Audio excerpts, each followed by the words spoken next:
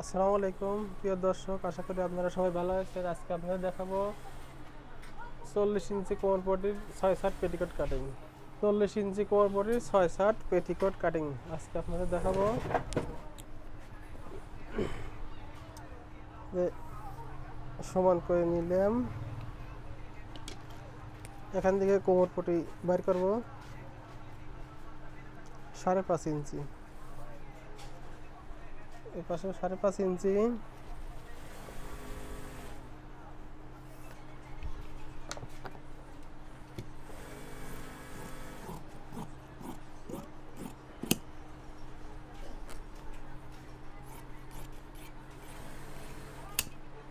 এই যে কোমরপটি, এখান থেকে কোমরপটি নিলাম দুইটা একবারে। 40 ইঞ্চি কোমরপটি, 40 ইঞ্চি কোমরপটি।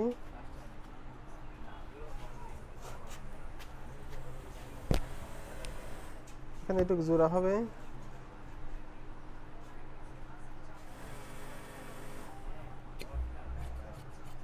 এই যে জোড়া কেটে নিলাম। একটু বাড়তি, একটু জোড়ার জন্য বাড়তি। কোমরপটি কাটা শেষ। ঠিক আছে, ফিতা আর গুলফির কাপড় আসবে এখান থেকে, এটা সেলাইয়ের সময় কাটে নেবেন। এখন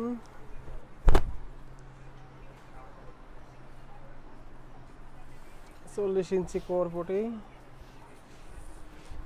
এখন এই সাইডে নেওয়া লাগবে 5.5 ইঞ্চি। 5.5-এর এক পয়েন্ট বেশি নিলেও হবে, 5.5 ইঞ্চি নিলেও হবে। 5.5, এ পাশেও 5.5 নিলাম। এখন এইভাবে সমান, এইভাবে নিতে পারেন, এভাবে নিতে পারেন।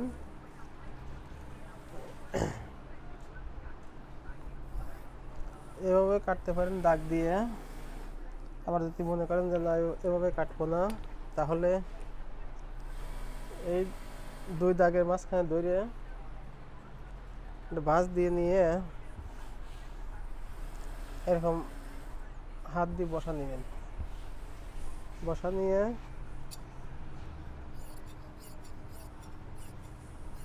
এভাবে কাটবেন।